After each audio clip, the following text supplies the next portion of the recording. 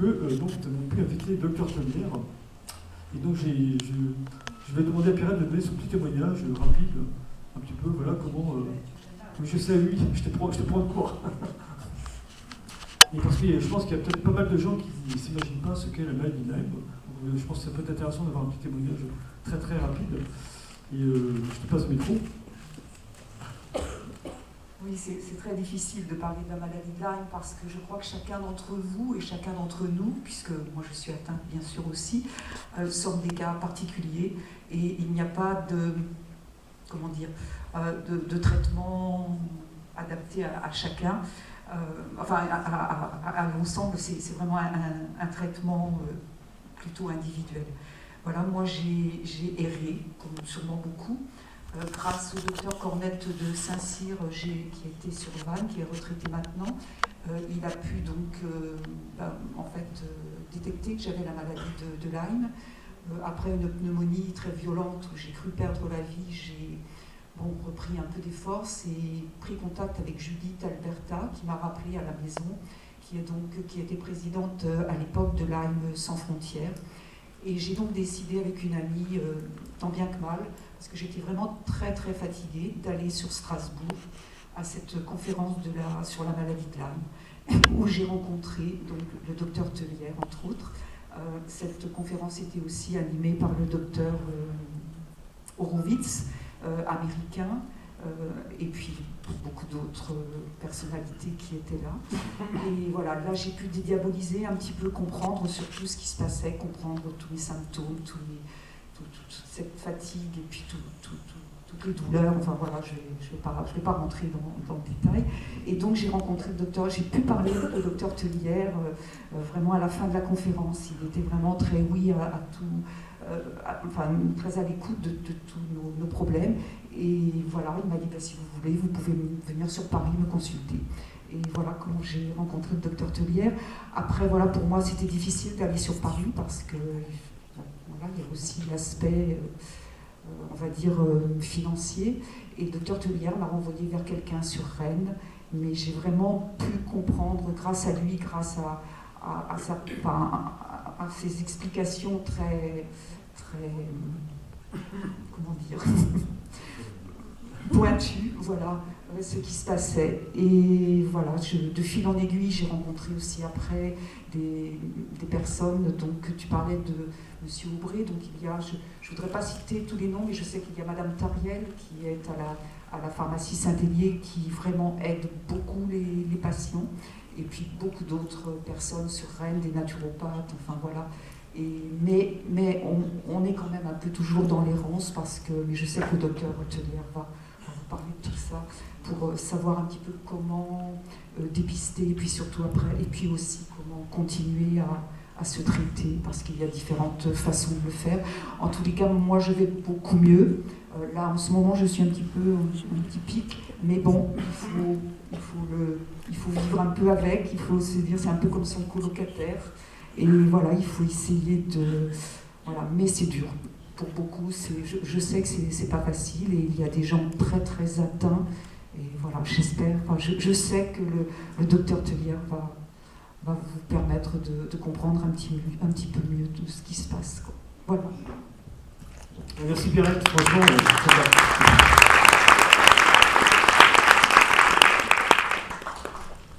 passe par ici.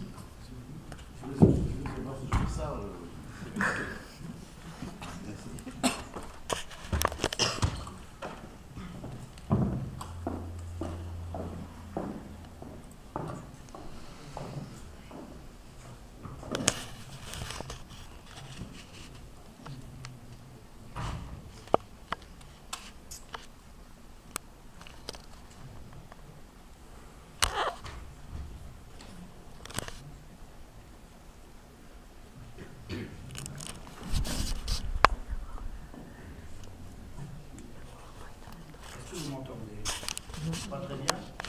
Au lieu que je mette le micro comme ça, c'est ça? Allô, m'entendez? Oui. Bien, merci de m'avoir invité. Je ne peux pas me rendre à toutes les invitations, mais là, il se trouvait qu'il y avait une possibilité. Je suis toujours, même si je vous explique j'étais tout à l'heure pris par des programmes de recherche, je suis toujours très désireux de m'approcher des associations, des groupes de patients, parce qu'il y a des devoirs d'explication, parce que, comme vous le savez, c'est une maladie qui est controversée. La controverse touche à peu près toutes les parties, je dirais, de cette question.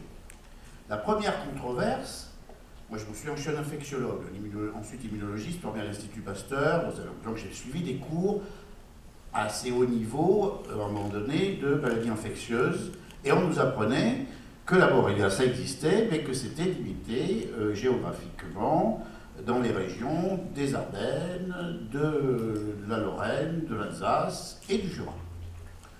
Voilà, et donc c'était forêt allemande qui était infestée avec tous ces gibiers, puis bon, là, et les tiques dans les broussailles venant. On savait qu'il y avait des maladies à tiques venant de Sibérie, dans les taïgas, des choses comme ça, donc tout ça faisait un peu sens. Puis bon, les forêts françaises, bien entendu, c'est l'exception culturelle, c'est comme le nuage de Tchernobyl, ça passe pas la frontière.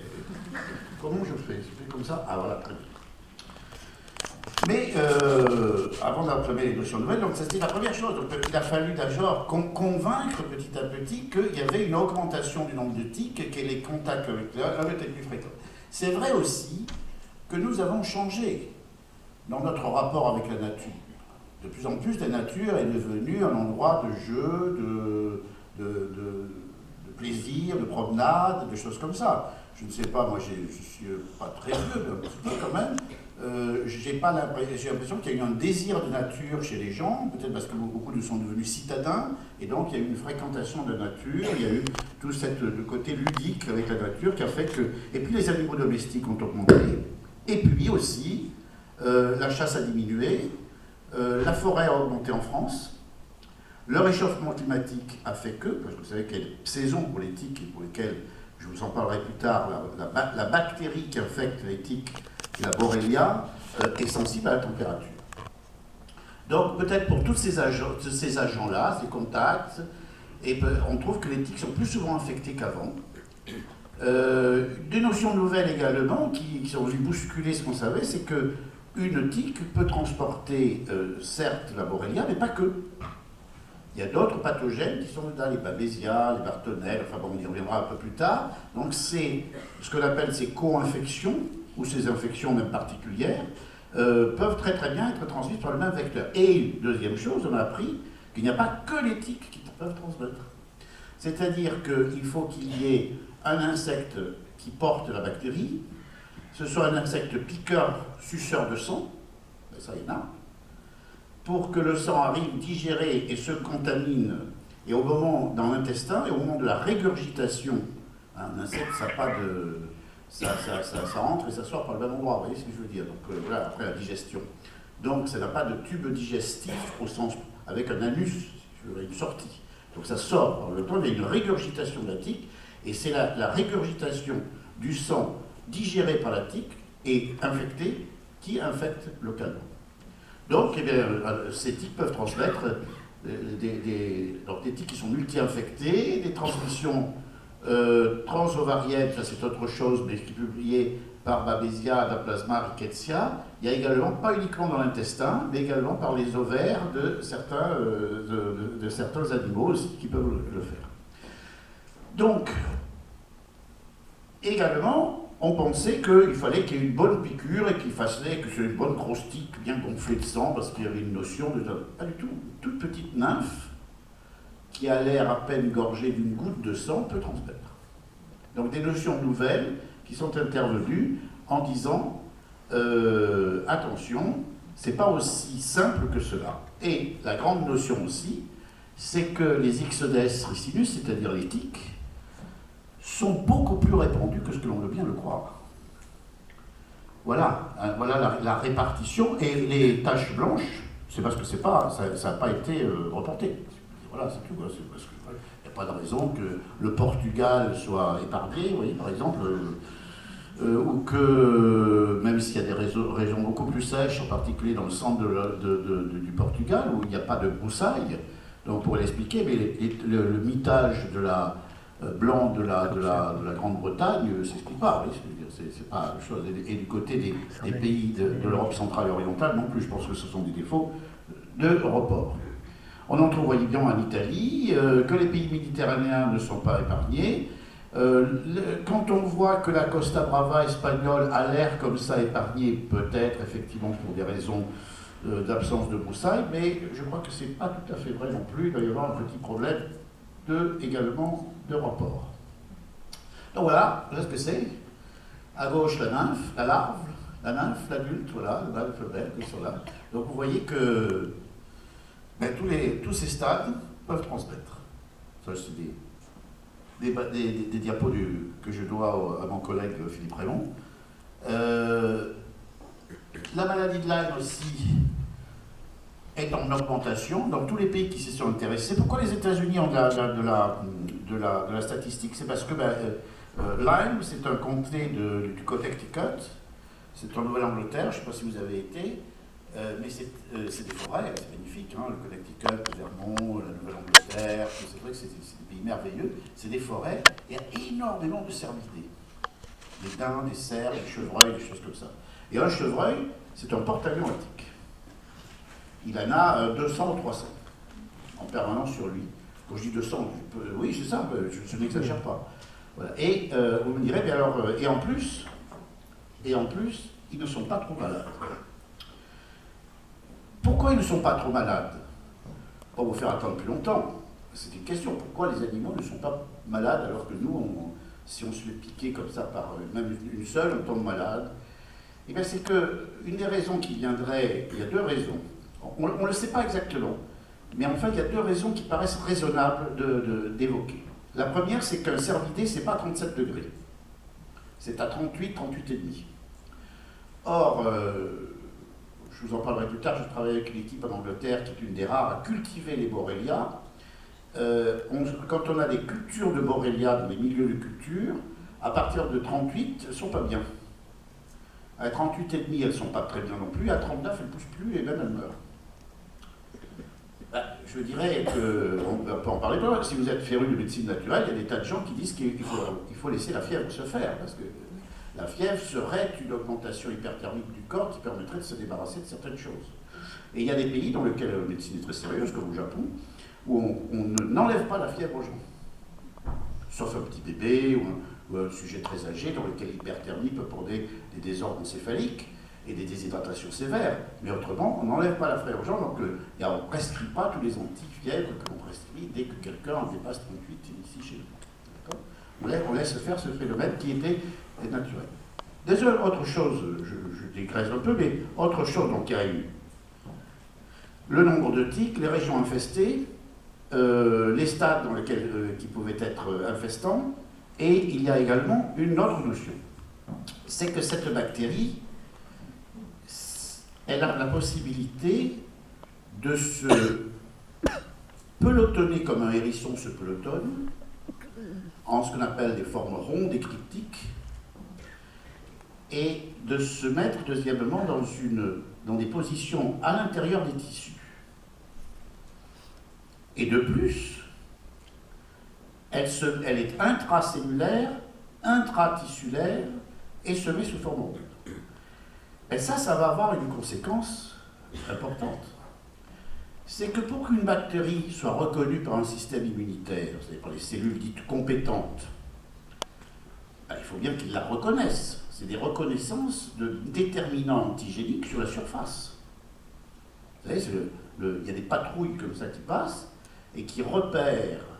Et quand il y a ce déterminant qui est là, ça déclenche les productions d'anticorps ou ça fait transformer des cellules dites de lymphocytes en autre type de lymphocytes qui eux-mêmes vont aller produire des anticorps qui vont aller neutraliser l'antigène et pouvoir ensuite le permettre de le faire éliminer ou d'autres cellules qui attaqueront directement pour les détruire, pour détruire directement ces cellules.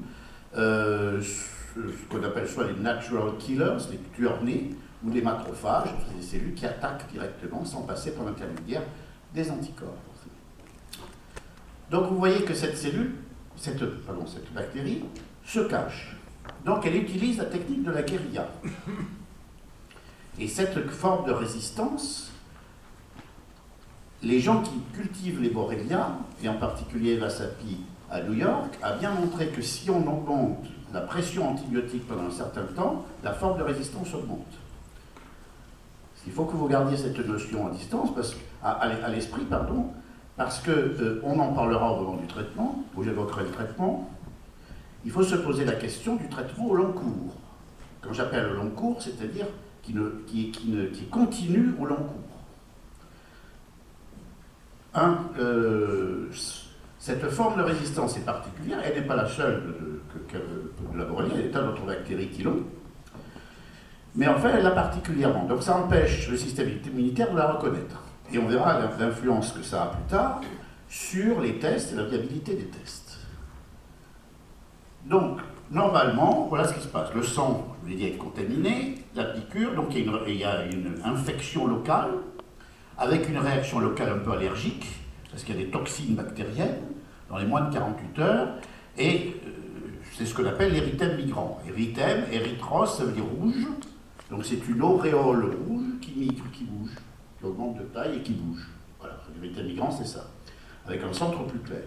Mais c'est jamais comme ça. Ça, c'est dans les livres. Hein, si vous êtes piqué dans le dos, on ne le voit pas. Si c'est du côté derrière la tête, on ne le voit pas. Il peut être plus ou moins grand. Et il peut ne pas exister. Il n'existe pas dans tous les cas. Dans le cas de figure idéal, premier stade de la maladie, un érythème migrant et une espèce de syndrome grippal. J'ai été piqué par une tique, ouïe, ça va pas bien, je me sens pas bien, j'ai comme la grippe. Là, l'histoire est faite, quoi. Je veux dire, maintenant, on sait que les médecins, tout le monde plus ou moins au courant, c'est une histoire là, on va vous traiter.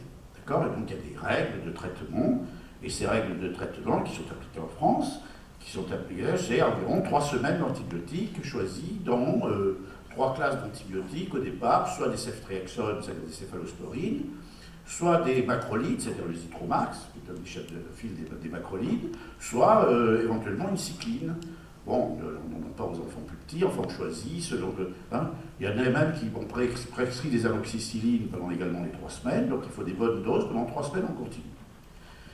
Et on était resté sur ce code, un érythème migrant, une piqûre de tique, ça ne va pas, j'ai un syndrome grippal, 3 semaines antibiotiques, c'est terminé, vous êtes guéri. D'accord? Et on s'est rendu compte par la suite que ce n'était pas aussi évident. Donc, ce premier stade, c'est ça, hein, fièvre, fatigue, douleur, rougeur, c'est le stade 1 de la maladie. Donc, vous voyez que cet érythème migrant, ben, il est très variable. Hein. Vous voyez, regardez des exemples. Donc, excusez-moi, je ne sais pas comment on revient en arrière trop tard. Alors, précédent. Ah, si, je sais faire. Précédent. Donc, ça, c'est très beau, hein, ça, c'est très beau, mais ça, vous voyez que c'est moins typique. Hein. Et ça, il y a beaucoup de gens qui vous disent, bon, c'est une piqûre, pour mettre une bonne crème de corticoïdes, une chamada, mais ça va passer. Et c'est beaucoup d'erreurs comme ça hein, qui se font, parce que, voilà, de bonne foi, je n'ai pas dit que d'un côté, il y avait ceux qui savent et de l'autre côté, les imbéciles. C'est beaucoup plus subtil que ça. Vous imaginez bien que ça, c'est pas évident. Même ça n'a pas un aspect vraiment très net. Là, davantage. Hein, c'est vraiment l'érythème avec la cocarde, ce que les anglo-saxons appellent le bullseye rash, c'est-à-dire le rash en œil de taureau. Bullseye rash, c'est ça. Ensuite, il y a d'autres stades, stades 2 et 3. Et c'est là que la deuxième controverse intervient. Donc il y a la controverse.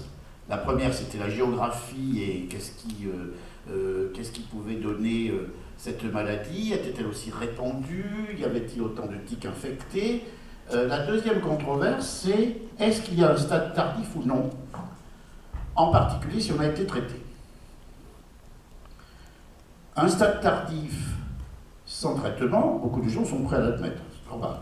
Donc, ça ne guérit pas, forcément, on n'a pas été traité, et à ce moment-là, il intervient les stades 2 et 3, qui sont des disséminations de la maladie, dans lesquelles il y a des manifestations articulaires, musculaires, neurologiques, vasculaires. Parce que la bactérie est une bactérie qui peut aller un peu partout. Elle peut même passer la barrière hémato-méningée et entrer directement dans les voies neurologiques centrales. En particulier, on la voit assez fréquemment quand il y a des piqûres près de la tête et du cou. Géographiquement, le trajet est plus facile à franchir pour l'infection bactérienne. Donc, deuxième controverse, c'est oui, mais si on a été traité, beaucoup de médecins ont dit non, ce n'est pas ça. Qu'est-ce que c'est alors? Ce sont des manifestations de type bizarroïde, de type immunoallergique. Donc un peu comme une maladie systémique, comme une sclérose, comme une polyarthrite rhumatoïde, comme des choses de ce genre. Si on fait les recherches de ces maladies systémiques, on ne trouve pas forcément, rarement, on ne trouve même pas ce genre le diagnostic biologique, ou du moins une signature biologique qui vient avec. Et si on donne des anti-inflammatoires, ça ne marche pas très bien.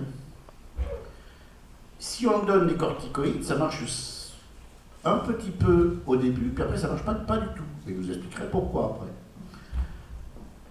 Par contre, si on donne des antibiotiques, ça marche. Alors moi, je me souviens quand on avait commencé à donner des antibiotiques, dans ces stades 2 ou 3 un peu tardifs, mes maîtres de l'Institut Pasteur m'avaient dit, mais oui, mais ça c'est les effets anti-inflammatoires des antibiotiques, en particulier des cyclines. Connu, les cyclines ont également un effet anti-inflammatoire. Oui, je dis, mais si je donne que des anti-inflammatoires, ça ne marche pas. Par contre, si je donne des antibiotiques, ça marche. Et pas que des cyclines. Ah, qu'est-ce qu'on fait?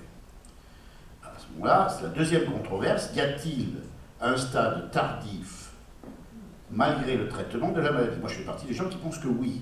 Pourquoi je pense que oui? Parce que la façon de se cacher des bactéries est une forme de résistance supplémentaire. C'est qu'il y a une forme de résistance classique aux antibiotiques, c'est la sélection d'un mutant résistant. Vous exposez à une bactérie, à un même antibiotique pendant un moment, il y aura un mutant résistant. C'est-à-dire qu'un individu va se devenir résistant. Puis il n'y a pas papa et maman résistants. Il se divise en deux, donc c'est un résistant, 2, 4, 8, 16, 32. Vous voyez ce que je veux dire? Ça commence, c'est un clone de résistants, et comme les autres disparaissent, il n'y a plus que les bactéries résistantes. C'est ce qui arrive, et c'est ce qui arrive malheureusement dans les hôpitaux où la pression antibiotique est importante, où on utilise un peu toujours les mêmes molécules. C'est ce qui arrive dans la population, je veux dire, hors hôpital, parce que les médecins utilisent toujours un petit peu les mêmes molécules, et quand le gosse a pris 10 fois d'amoxicilline et 15 fois, vous voyez ce que je veux dire, des comme ça, au bout d'un moment, ben, quand il en chope une, il va en choper un qui va être résistant, et de plus en plus. Il y a eu mais la résistance, c'est un terme, tous les parasites, le paludisme est devenu résistant à la quinine, bon, tous les êtres vivants s'adaptent, et puis les résistants, nous aussi, on ne sait pas qu'on muterait, mais on s'adapte, on s'est adapté à des choses qui n'existaient pas il y a plusieurs centaines, voire plusieurs milliers d'années. Donc cette adaptation fait que je crois qu'il peut y avoir une forme chronique de la maladie, parce que la bactérie a pu se planquer, et elle a pu également acquérir une résistance si jamais l'antibiothérapie a été menée de façon un petit peu forte. Donc, l'ILAD, c'est l'International Lyme Associated Disease Society. C'est donc la société une société savante américaine qui s'occupe de la maladie de Lyme et des pathologies associées. Ils recommandent de faire, un peu comme tout le monde, une doxycycline, parce que les Américains aiment bien, enfin un antibiotique pendant 21 jours, 3 semaines. Voilà, donc en cas de morsure de tique avec repas sanguin, même sans irritable migrant, indépendamment du temps d'attachement de la tique, ça vous explique pourquoi. Voilà. Et il faut savoir que 30% des maladies de Lyme n'ont pas eu d'irritable migrant, où les gens ne s'en souviennent pas, tout simplement. Voilà, oui, je ne sais pas, donc je sais pas. Surtout si la rougeur était mal placée, vous voyez, on ne l'a pas vu. Voilà, une Borrelia qui a été teintée en fluorescence, qui sort des vaisseaux. En 1 minute, elle est sortie des vaisseaux. Vous voyez, déjà, la dissémination commence assez vite. Qu'est-ce que je fais là? J'appuie sur le bouton, voilà, d'accord, tac. Les distances parcourues. Ah, c'est coincé là-dessus. Ah, c'est une vidéo. Ouh. Une vidéo. Voilà, plus de vidéos. D'accord? Alors ensuite, voilà, le consensus en 2006, voilà, l'ADS, ensuite pour la borréliose aiguë, ça, on a augmenté, ouais, les Américains ont commencé à avoir des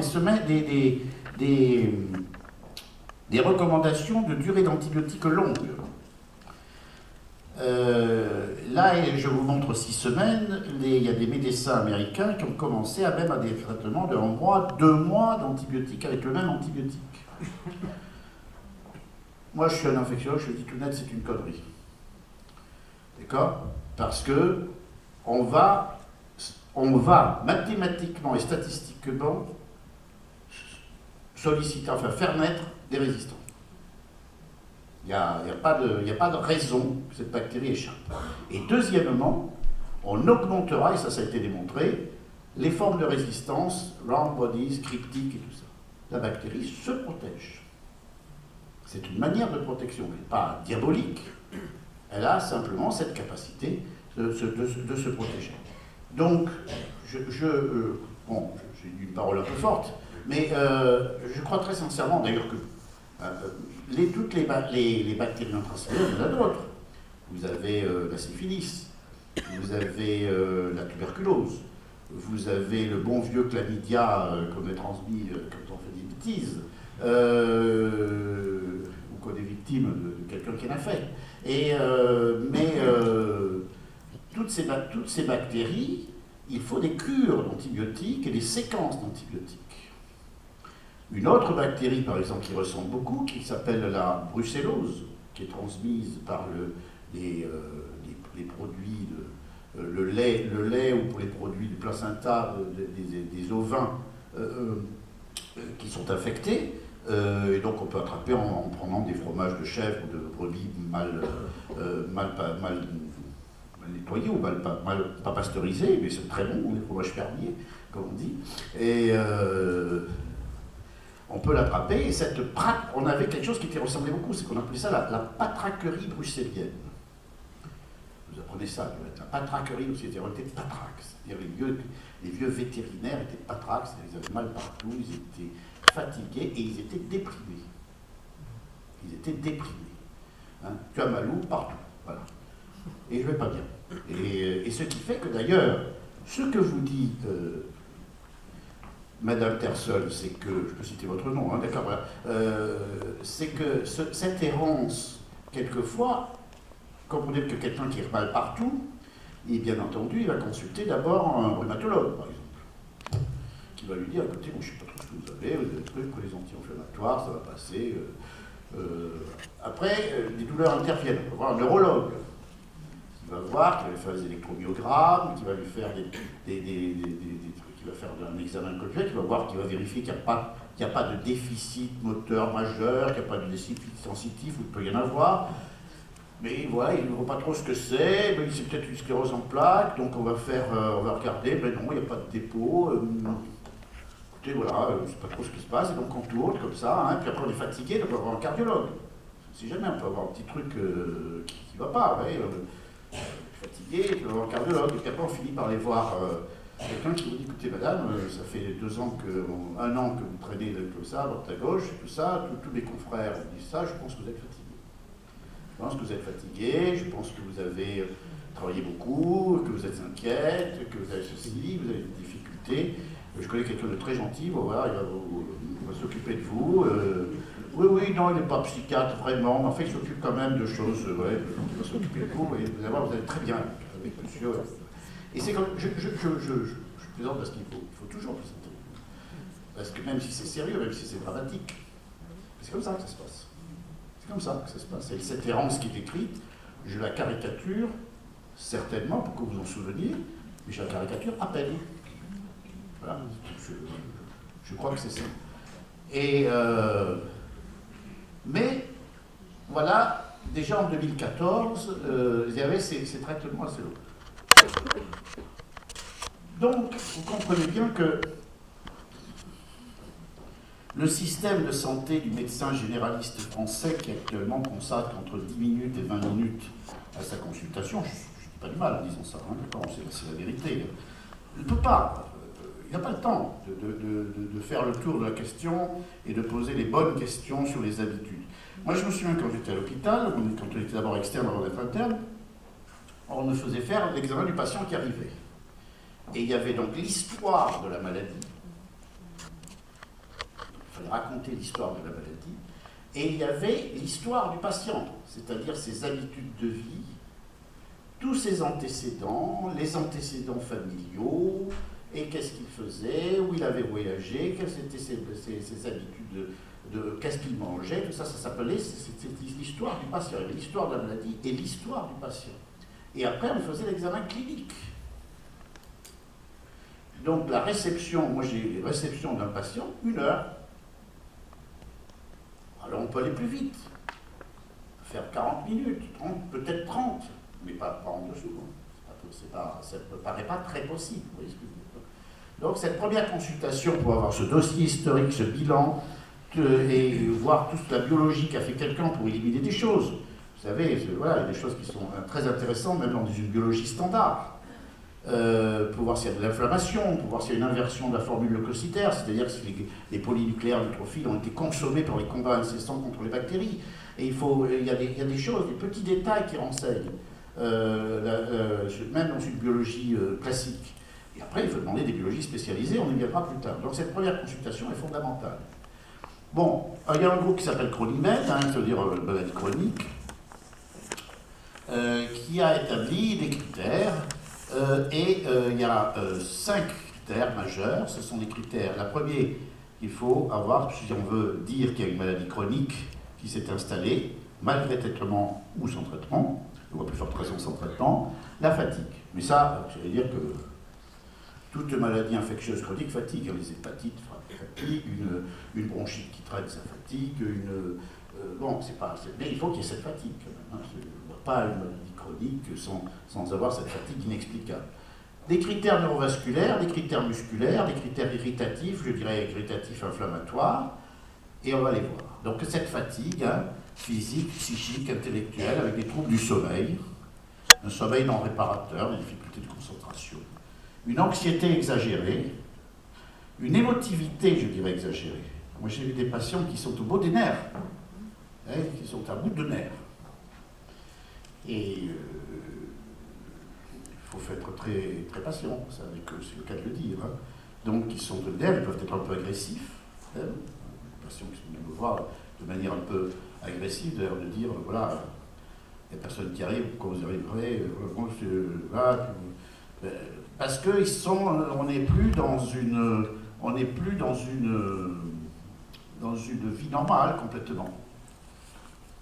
Ensuite, des critères neurovasculaires, intermittents, neurovasculaires, parce qu'il peut y avoir une vascularite, c'est-à-dire une inflammation des vaisseaux, et il peut y avoir des néphrites, c'est-à-dire l'inflammation des gaines de myéline et des nerfs qui peuvent être périphériques, un peu plus centrales, selon les cas.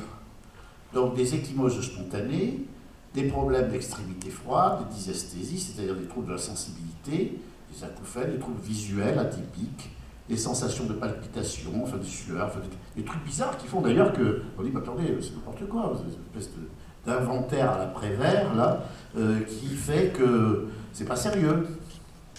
Des critères musculaires, des crampes, des myoclonies, c'est-à-dire aussi des fasciculations, des impatiences dans les jambes. Il y a des douleurs aussi musculaires. Elles n'ont pas été notées par Chronimed, je pense qu'il faudrait les rajouter.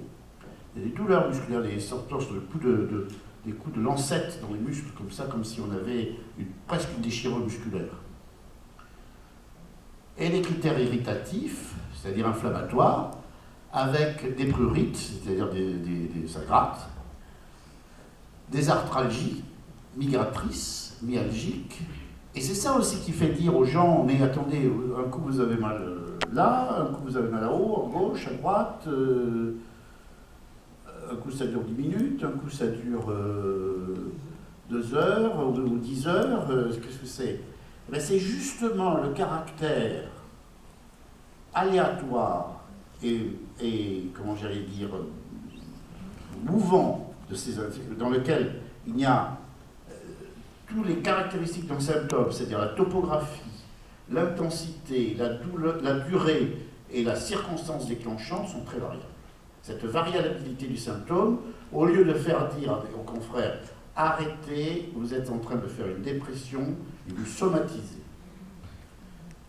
Au lieu de faire ça, il devrait renverser, j'allais dire le truc, et dire « cette personne devant moi est peut-être en train de trouver quelque chose qui lui doit être une maladie chronique, immuno-inflammatoire, ok.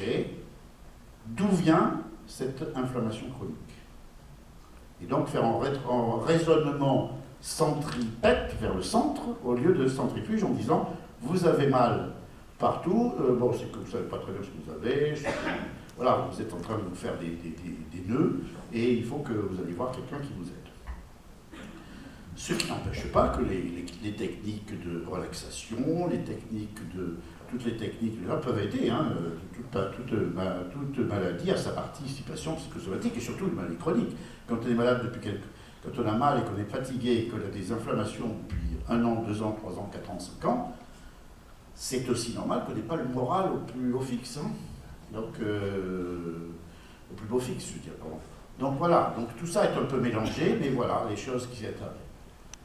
Donc, on a dit, voilà, il faut qu'il y ait la fatigue et au moins 5 critères. Voilà. Et à ce moment-là, quand on a ça, nous pensons qu'il y a de plus en plus de pathologies dans lesquelles il faut chercher une origine infectieuse. Voilà.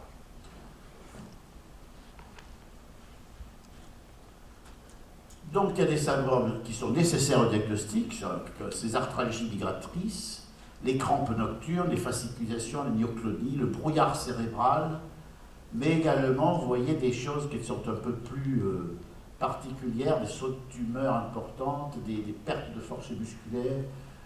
Tout ceci sont des critères qui sont pour nous des critères un peu de gravité, qui annoncent peut-être un passage à une neuroborréliose. Donc cet incolore clinique et minutieux permet de trier. Hein, et en particulier, il faut sortir ce qu'on appelle la fibromyalgie. Vous savez qu'on a entendu parler de la fibromyalgie. Ah, la fibromyalgie, quel beau nom. Hein, j'ai mal aux fibres musculaires. Et ça vient d'où? Ah non, ça... c'est une fibromyalgie. Oui, mais ça vient d'où? Je ne sais pas. C'est comme si j'avais une céphalalgie chronique. Je peux vous inventer des mots comme ça, valise. Vous voyez ce que je veux dire, ça s'appelle des mots valises. Donc la fibromyalgie est un mot valise. Alors on a essayé quand même de codifier un peu les choses avec des points bien particuliers de fibromyalgie. Donc il faut, et on va voir comment faire le diagnostic. Donc quand on soupçonne cela, on fera des bilans biologiques dont on va parler, avec chacun d'entre eux, leur qualité et leur faiblesse. Et il faut savoir 2 choses, c'est que quand on traite avec des antibiotiques des bactéries qui sont intracellulaires, qui sont planquées comme ça, quand on les fait se détruire pour les antibiotiques, les bactéries détruites relâchent des toxines. Et ces toxines relâchées donnent une réaction immuno-inflammatoire qu'on appelle la réaction de Jarvis-Herxheimer. Dans le jargon des gens qui ont Lyme, c'est le Herx, c'est comme le scaphandre de gagnant en Cousteau, il n'y a plus que ce Cousteau, vous voyez ce que je veux dire, le Jarvis, il a disparu. Et donc, Herxheimer, c'est une augmentation paradoxale des symptômes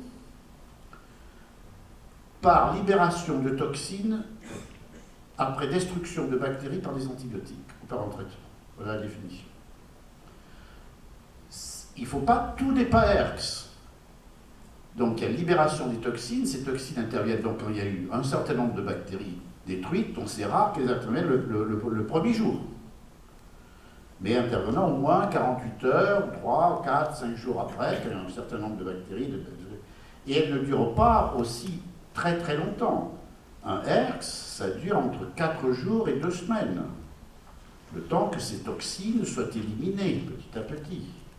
Alors il faut éliminer, il faut éliminer, il faut que les fonctions émonctoires et les drainages puissent se faire, on peut les aider d'ailleurs, c'est là que la médecine dite naturelle peut aider dans ces drainages, mais ça ne dure pas. Hein, si c'est une amélioration, c'est une aggravation, c'est une aggravation pour en mieux. C'est-à-dire que vous êtes comme ça, vous avez le traitement, pouf, tombé, mais après, vous êtes monté plus haut qu'avant. Donc la progression peut se faire comme ça, tac, tac, tac. Vous voyez ce que je veux dire, par des chutes et puis des reprises, une espèce d'escalier bizarre, mais dans lequel il y a une pente de progression. Si c'est pour être là, pan, je ne suis pas bien, puis je reviens au même état, non, c'est pas vrai. C'est autre chose. C'est peut-être une intolérance à l'antibiotique, excusez, tout simplement. C'est une toxicité quelconque, ou vous est arrivé quelque chose, et ce n'est pas vraiment l'inverse. L'inverse, ça a conduit à la destruction des bactéries, et donc quand c'est éliminé, on devrait être mieux théoriquement. Théoriquement, on doit être mieux. Voilà. Il faut savoir déceler les rechutes, et là c'est pareil. On ne peut pas refaire un test sans avoir laissé la chance à la bactérie de se refaire et de ressortir. Ne jamais refaire un test dans les 45 jours qui suivent un traitement antibiotique. Ça ne sert à rien. Ou à très peu de choses. Voilà. C'est pas... On a beaucoup de malchance d'avoir un résultat négatif. Et il ne faudra pas s'en étonner. Tout ça, je n'ai pas dit que c'était là. Mais il faut raisonner. Vous voyez ce que je veux dire? Si cette bactérie est capable de se planquer, si vous avez donné pendant des semaines des antibiotiques, les formes de résistance sont devenues majoritaires. Ou sont devenues importantes. Il faut attendre qu'elle n'ait plus de signaux, qu'il n'y ait plus de signaux d'antibiotiques qui traversent, qu'il n'y ait plus de système immunitaire allumé, tout ça pèse et un peu ressortir. C'est pas du diabolique, c'est comme ça. Il y a des tas de bactéries, on est sans arrêt attaqué par des tas de trucs. L'herpès, hein, on l'a toute sa vie, pratiquement. Il suffit qu'on soit stressé, un petit peu fatigué, pouf, il ressort. Alors, ça veut dire qu'il est là. Que le virus n'est pas parti. Malgré un traitement pendant, je ne sais pas combien de temps, de Zélitrex ou d'aciclovir, vous voyez ce que je veux dire, de valaciclovir ou d'aciclovir, il n'est pas parti, il est resté là. Donc il y a des bactéries, il y a des parasites qui sont restés là. On sait des paludismes qui reviennent, d'autres des amibes, des trucs comme ça. On a en permanence, il y a des tas de bestioles qui veulent rentrer en nous et proliférer, se reproduire et proliférer. C'est le but de toute espèce, hein, que ce soit une espèce humaine ou une bactérie. Elle a un but, c'est se reproduire et gagner du territoire.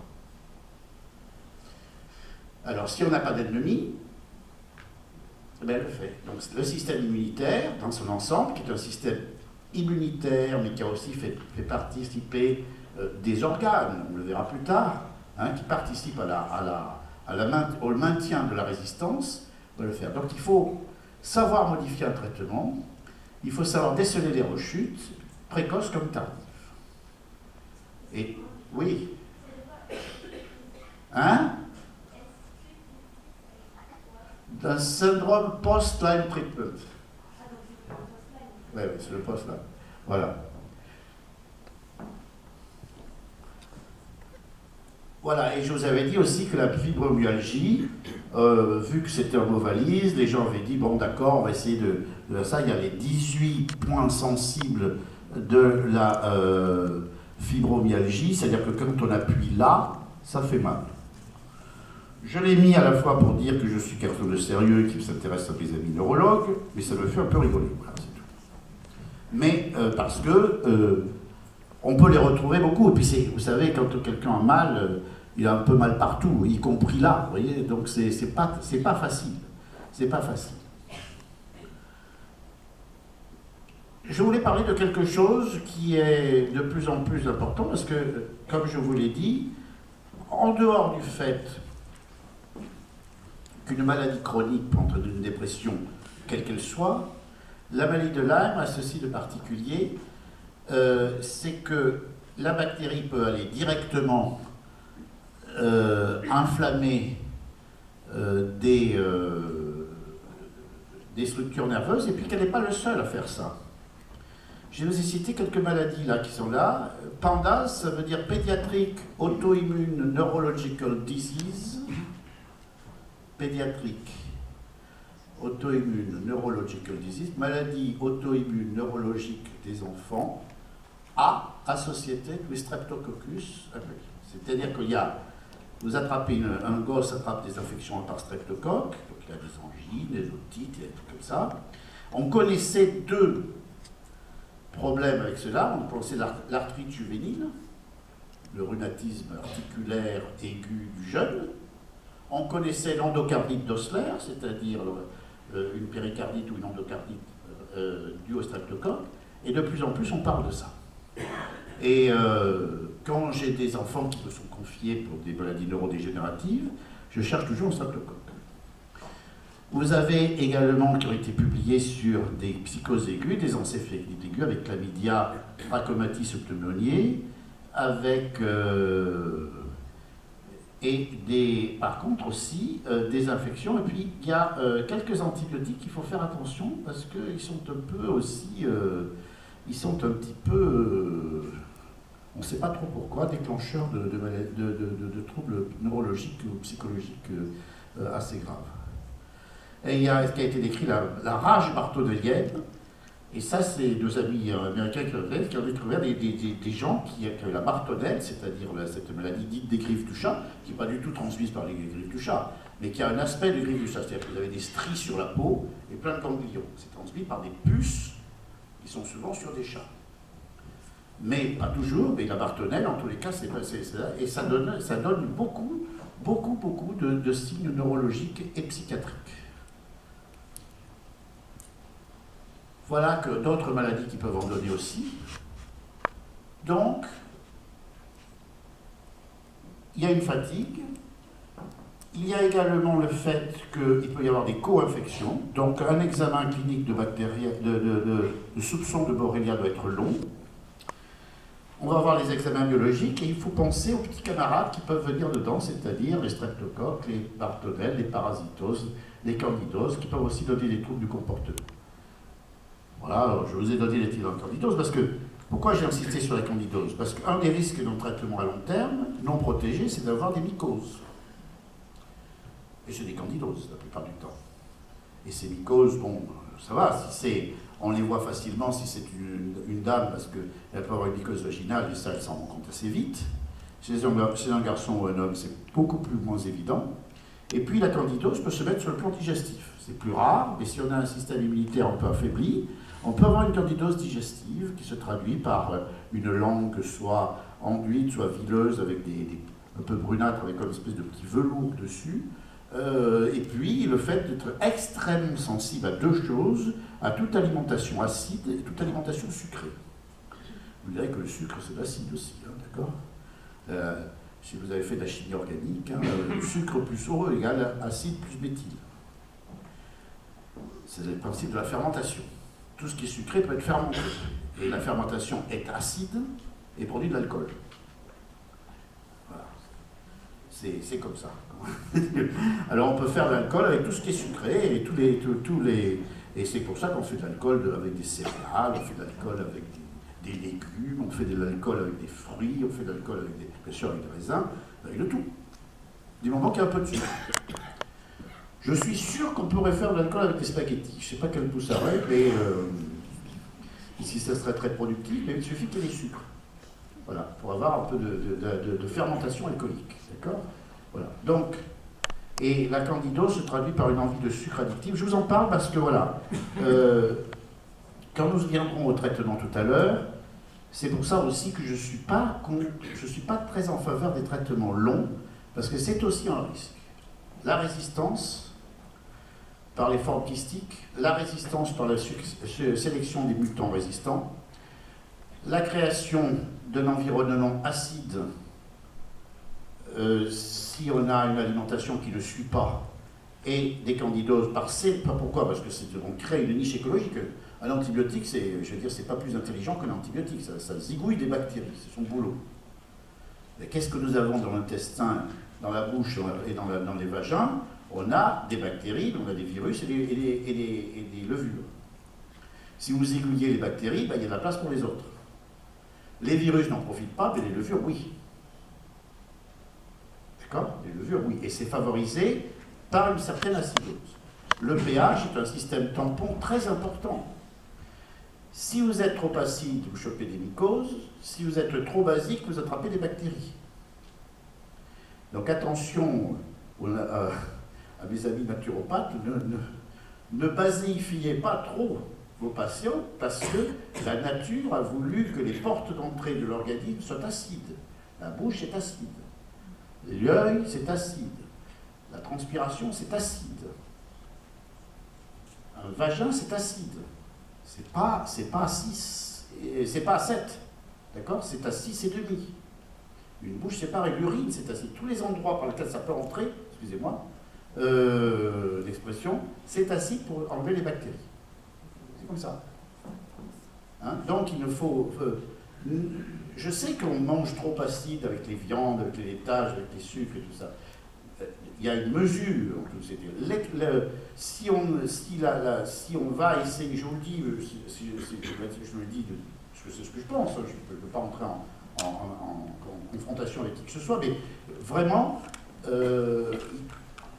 l'équilibre est assez touchy, comme on dit. Voilà, hein. C'est trop basique, pas vous exposez aux bactéries, et trop acide aux mycoses. Et ça se joue à un demi-point de pH près. Donc cette envie de sucre addictif qu'on a mis en rouge, voilà. Voilà, c'est l'interrogatoire qui fera la différence. L'ADAMEL, l'infectieux, la piqûre, il faut écouter, préciser, passer du temps à cette première consultation. Alors, qu'est-ce qui se passe dans biologie? Vous savez qu'on vous entend nous dire souvent, ah, écoutez, pour être sûr qu'il y a, surtout quand il y a des manifestations biologiques, il faut faire une ponction lombaire. À la recherche de signes inflammatoires directs, c'est-à-dire les protéines dans le liquide céphalorachidien, le nombre de globules blancs et des anticorps spécifiques anti-borrelia. Mais voilà, on ne les trouve pas beaucoup. Pour quelle raison? Pareil, c'est une bactérie qui ne circule pas. Et la production d'anticorps, en fait, qu'elle passe dans le liquide céphalorachidien, est encore plus forte. Donc une ponction légentaire n'exclut donc pas un diagnostic de neurobiologie. Et ça, malgré tout ce que pourra vous dire mes confrères neurologues. Là non plus, je ne suis pas en bataille, je dis c'est comme ça. Voilà, c'est pas aussi évident que ça. Donc c'est pas circuler, il n'y a rien à voir. La ponction lombaire est négative, cette ponction lombaire est négative, donc a priori il n'y a rien, mais enfin, bon, voilà, on en refera une autre si jamais, voilà. Voilà comment il faudrait parler. Nouveauté en biologie. Alors, c'est moi qui ai fait ça. Quels sont les principaux... Alors, je vais faire un tout petit cours de biologie, hein, rapide. Voilà. Vous avez plusieurs types de lymphocytes qui sont acteurs de la réponse immunitaire. Il y a ceux qui vont donner ce que l'on appelle des anticorps, voilà. Et c'est pour ça qu'on fera des sérologies, ELISA et Western blot, qui sont des techniques de recherche d'anticorps dans le plasma par différentes techniques de précipitation, où on le met en évidence. On a une batterie de protéines test, on sait qu'elles appartiennent à la borrelia ou à certains types. On met le sérum du patient devant, on fait diffuser. Si ça se rencontre, ça fera un complexe antigène-anticorps qui précipite. Et on le mettra en évidence, soit par fluorescence dans l'ELISA, soit par une bande de précipitation sur le Western blot. Une autre, ce sont des lymphocytes T qui sont des unités cellulaires acquis, c'est-à-dire les lymphocytes mémoire. Ces lymphocytes T mémoire, heureusement qu'on les a. Ça permet, si l'agresseur revient, de ne pas trop perdre de temps. Donc il a gardé la mémoire, il l'a déjà vu. S'il revient, paf, la production, l'attaque directe se fera ou la production anticorps se fera rapidement. Le problème, c'est que vous imaginez bien que depuis qu'on est né, si on gardait tout le répertoire des lymphocytes mémoire que nous savions, c'est pas possible. Donc cette mémoire s'efface. C'est bête, mais c'est comme ça. Donc ils ont une mémoire courte d'environ 6 mois. Donc, si vous avez un test de transformation lymphoblastique, alias ELISpot ou TTL, ELISpot, ça veut dire une chose. S'il est positif, ça veut dire, madame, monsieur, il y a des lymphocytes qui ont gardé la mémoire d'avoir affronté une borrelia dans les 6 mois qui viennent. Les 6 mois qui viennent de se s'écouler. Ça ne veut pas dire qu'ils sont toujours là. Donc le test, le TTL, peut simplement dire, il n'y a pas longtemps, il y en avait. Est-ce que c'est ça qui a donné votre pathologie? Dans tous les cas, il y en avait. En tous les cas, il y avait des lymphocytes qui avaient gardé la mémoire. C'est un test très fragile. Là aussi, s'il y a des antibiotiques dans les 45 jours ou 60 jours avant, ça ne marche plus. Si vous avez pris des immunosuppresseurs, si vous avez pris des corticoïdes, si vous avez pris des choses comme ça, il ne marche plus le test. Donc c'est un test extrêmement fragile. Donc, croyez en ce test moyennement. Je suis en train de pas de me faire des amis là, ce soir avec quelques laboratoires. Enfin, c'est pas grave. La sérologie, ben, c'est des sérologies, ça porte la trace de ce combat. Quand c'est une bactérie franche qui attaque sabre clair dans la circulation générale, on peut faire corréler le nombre des anticorps avec la charge bactérienne. Mais avec une qui applique la technique de la guérilla, c'est plus possible. Donc la belle ordonnance des immunoglobulines de type M d'abord, ensuite G, et qui reste, et tout ceci et tout cela, dans ce type de bactérie, elle ne peut pas fonctionner. Donc les sérologies actuelles manquent de cette sensibilité qui permettrait d'affirmer que c'est toujours là. Il n'y a pas de corrélation entre les anticorps. Vous pouvez avoir quelqu'un avec très peu d'anticorps et une pathologie clinique importante, et vous pouvez avoir l'inverse. Et vous pouvez même avoir des gens qui sont séronégatifs parce que ce n'est pas sensible, ils sont en dessous du cut-off de la valeur, et ça n'a pas, et ça continue. Voilà, il y a des vrais défauts là-dedans. Et les natural killers, les NK, c'est ce que nous a donné notre maman à la naissance. Heureusement qu'ils sont là. Le temps que notre système immunitaire se mette en place, se mette à apprendre dans la nature, en étant confronté, à apprendre à devenir des mémoires, avoir son répertoire de mémoire. Après, apprendre que le thymus, pourquoi on dit T lymphocyte, hein, c'est les lymphocytes du thymus. Et cela. Et le thymus, il est mature à 7 ans. Donc de 0 à 7 ans, heureusement qu'il y a ça, parce que ça suffirait pas. D'accord? Voilà. Donc la nature a voulu que maman nous ait donné un répertoire. Donc c'est important une grossesse. Une grossesse, si maman n'a pas un bon système immunitaire, elle peut aussi refiler, malgré elle, quelque chose qui pourrait être embêtant pour l'enfant. Mais voilà comment il est organisé le système immunitaire. Alors excusez-moi, voilà. Qu'est-ce que j'ai fait? Voilà. Actuellement en France, il faut faire un ELISA d'abord. S'il est positif, on fait une vérification par Western Blot. J'ai mis 49, c'est entre 49, 50, 52, je ne sais rien. Vous voyez ce que je veux dire? Mais en tous les cas, moi je suis partisan de le demander expressément. Mais il faut le demander dans les formes. Il faut respecter la sécurité sociale. C'est-à-dire qu'il faut dire, faites le Western Blot en hors nomenclature si l'ELISA est négatif. Vous avez prévenu le patient. Il dit, écoutez, moi je pense qu'il faut faire un test de confirmation de toute manière, ça va risque de vous coûter dans les 50 €. Est-ce que vous êtes d'accord? Si vous êtes d'accord, je le marque, je vous ai prévenu, le laboratoire sait que je vous ai prévenu, le laboratoire le fait, vous facture, vous voyez ce que je veux dire, et votre mutuelle paiera. Comme ça, tout est net, tout est clair, et tout est conforme, et tout est... Beaucoup de confrères ont eu des ennuis parce qu'ils ne faisaient pas ça. Beaucoup de confrères ont eu des ennuis parce que beaucoup de laboratoires ont eu des ennuis parce qu'ils ne faisaient pas ça. C'est simple de respecter la loi. C'est pas toujours simple. Enfin là, quand même, vous voyez ce que je veux dire, c'est quelque chose qui peut se faire. Il faut le demander expressément. Donc, si vous avez un médecin, dites-lui, mettez cette formule, docteur, vous verrez, vous ne courez aucun risque. Et vous serez dans la légalité. Et il faut le demander expressément. Alors, voilà une interprétation. Alors là, c'est clair. Hein, on est en Western Blot. Nous sommes en IgG, hein, puisque ça c'est le témoin IgG, et il y a 25 points positifs. Oh là là. Madame, monsieur, vous êtes malade. Je le sais, maintenant vous avez une positivité terrible, c'est comme ça. Donc ça, c'est pas de problème. Hein, donc voilà la batterie d'antigènes, le sang du sérum et la précipitation, la taille de la précipitation se fera. Et là, vous voyez qu'il y en a plein qui dépassent le seuil le cut-off, qu'on appelle le cut-off, qui dépasse ce seuil de positivité. Là, elle est négative, car c'est inférieur à 6 points. Mais on voit bien là, quand même, qu'il y a quand même un certain nombre de points qui ont été intervenus là.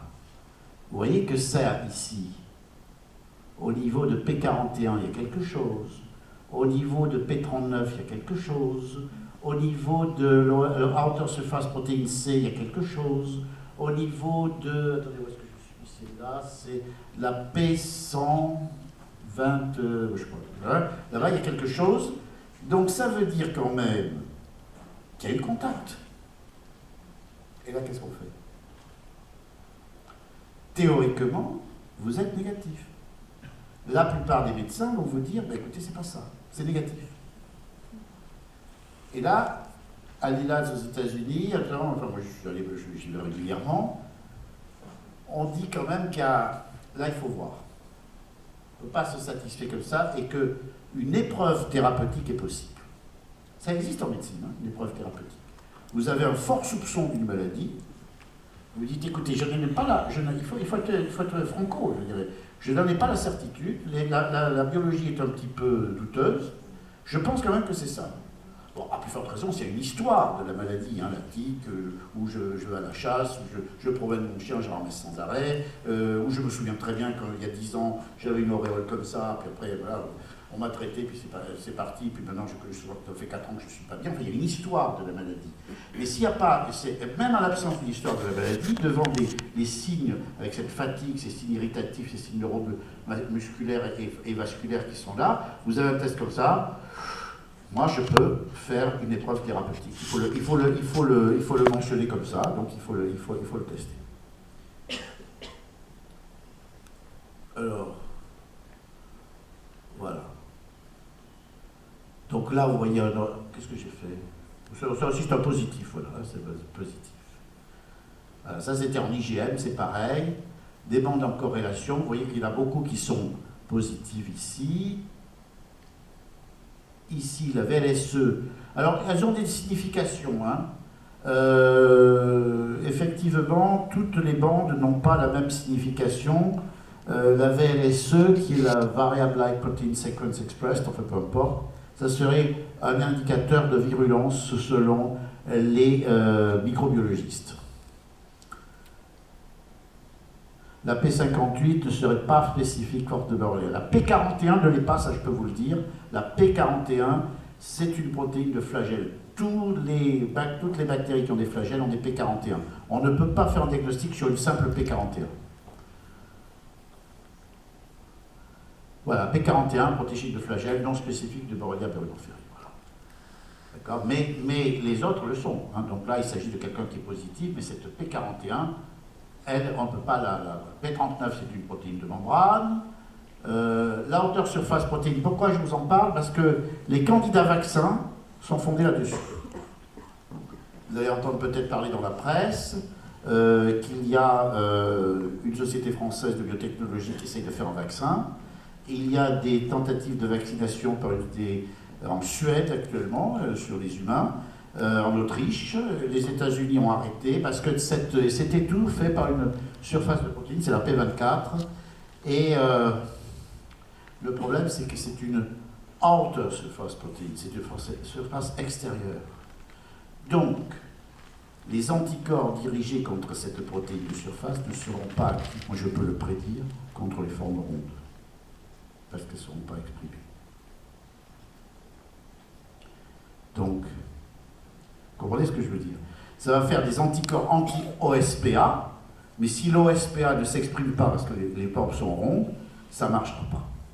Alors j'ai l'air d'être très sûr de moi, d'être comme ça, mais j'ai travaillé dans les vaccins assez longtemps pour savoir que, voilà, c'est très rare de trouver une seule protéine qui soit complètement capable d'être présente dans tous les cas de figure, toutes les espèces géographiques, les sous-espèces géographiques, et tous les cas d'existence de la bactérie ou du virus, ou du parasite.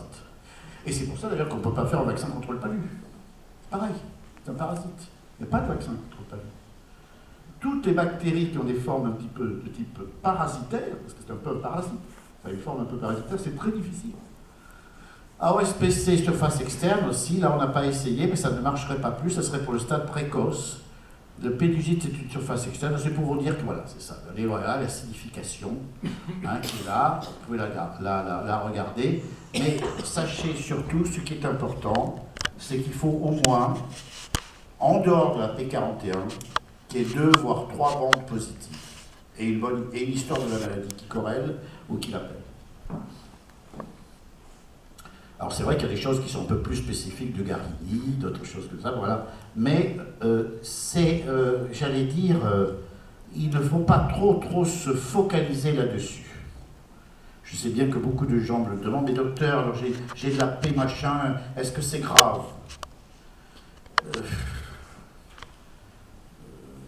Non, c'est pas plus grave qu'autre chose, ça dépend de l'état de votre système immunitaire. Et les résultats, voilà, à 6 c'est douteux, au-dessus de 7 c'est positif, et on fait l'évaluation, ça c'est l'évaluation officielle. Hein. Voilà. Le problème de seuil est un peu arbitraire hein, aussi. Vous savez, le cut-off value, il est étalonné régulièrement en fonction des données d'épidémiologie. Si on considère que la maladie est fréquente et que donc il faut la diagnostiquer, on va baisser le cut-off value. Par contre, si c'est une maladie rare, on sait qu'elle est rare, vraiment qu'elle est rare, on ne va pas se mettre à faire des tests qui commencent à ramasser toutes les protéines qui ressemblent. Donc, il y a l'explication de beaucoup de faux négatifs. La sensibilité d'un test est étalonnée. Et à une époque, on pouvait être positif à Strasbourg et négatif à Toulouse. Alors maintenant, ça fait des progrès. Hein. Les étalonnages sont devenus comme ça. Mais il y a 7 ou 8 ans, ce que je vous dis est vrai. C'est-à-dire qu'on pouvait être négatif dans une région et positif dans une autre, selon le laboratoire et l'étalonnage qui avait été fait. Maintenant, il y a des efforts qui ont été faits. Maintenant, c'est un peu réglé. Toutes les IgM se confirment, d'accord, on dit IgM dans 2 mois, à moins que l'infection ne persiste, c'est que la réactivité des IgM soit maintenue. Ça, c'est ce qu'est la doxa, hein, c'est-à-dire la doctrine officielle. Cependant, un blood positif n'implique pas une maladie de Lyme, parce que c'est une cicatrice sérologique, ça peut être ancien, sauf s'il est à 30 points, 40 points, et qu'il y a des signes biologiques, hein, voilà, cliniques. Et un blood négatif n'exclut pas une maladie de Lyme. Voilà l'hélispot, je vous en avais parlé. S'il est positif et qu'il y a des signes cliniques, ça serait le témoin de la présence de la Borrelia, car les lymphocytes sont rapidement activés dès qu'ils retrouvent l'antigène qu'ils avaient déjà rencontré. Et ça serait donc le signe d'une infection active, mais ce n'est pas aussi évident que ça, parce que je vous dis, cette mémoire, en fait, elle est plus longue que ça. Ce n'est pas forcément qu'il y ait encore des Borrelia vivantes. L'intérêt de l'hélispot, ça sera un témoin de la persistance de la Borrelia. Ses performances, la Borrelia active, d'accord, mais dans des cas de tardif, vous voyez, ça a 52% de négativation. Donc ça veut dire que dans le cas tardif, l'hélispot, ben, c'est une chance sur 2 qu'il ait une valeur prédictive ou une valeur de chose qui soit. D'accord ? Et je vous ai dit parce que c'est pour toutes les raisons que je vous ai dit. L'intérêt de l'hélispot par rapport au Western blot, témoin d'un contact avec la Borrelia, l'hélispot, l'anticorps, ça c'est sûr. L'hélispot, non, ça peut être le premier. S'il est négatif, est-ce qu'il y a absence de contact avec la Borrelia ? Oui, s'il est négatif, à condition que toutes les choses aient été respectées, pas d'antibiotiques, pas de traitement, ceci, que le système immunitaire en bon état, et tout ceci.